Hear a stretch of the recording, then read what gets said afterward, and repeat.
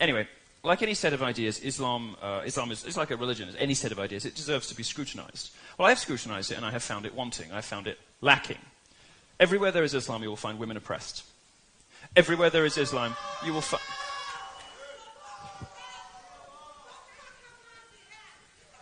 You're wearing a hijab in the United States of America. What is wrong with you?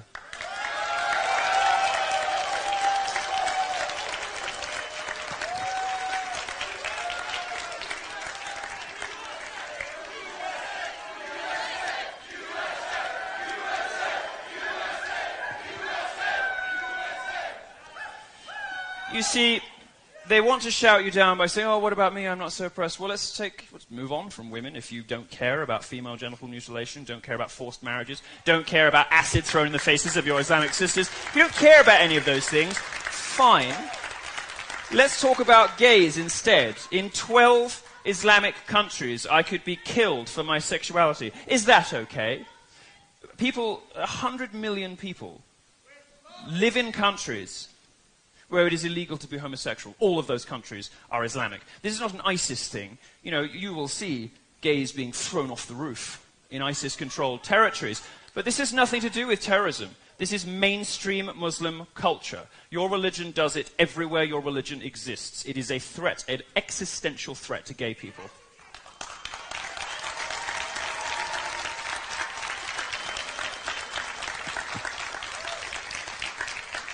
Everywhere in the world there is Islam, you will find women oppressed, homosexuals murdered, you will find gang rape. Now, there's a unique phenomenon that doesn't really exist outside of Islamic cultures, of familial gang rape, where fathers, brothers, and cousins go out raping people together. It happened in Rotherham in the UK.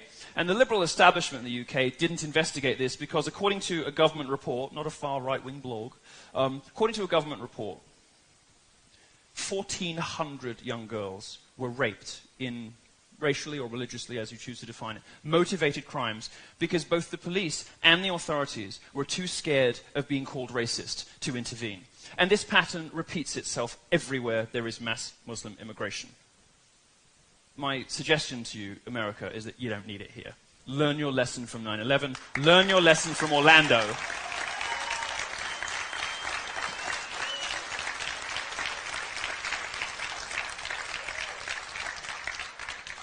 These socially regressive, see, they walk out when they don't like the facts. These socially regressive attitudes,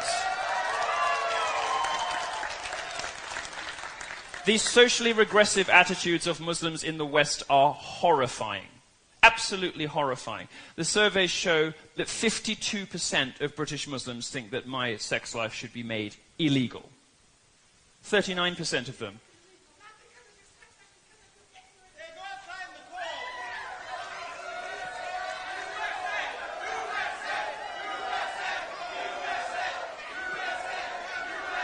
Why are you leaving?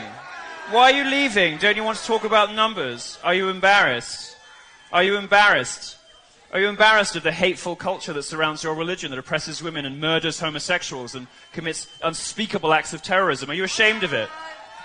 Would you like to talk to us about why there's no global Muslim peace movement? Because I hear lots of very upset people at my talks complaining about statistics they can't refute. I don't hear a lot of Muslims standing up against terrorism. Or whether it is some of the Islamic hate crime hoaxes we've been seeing more recently.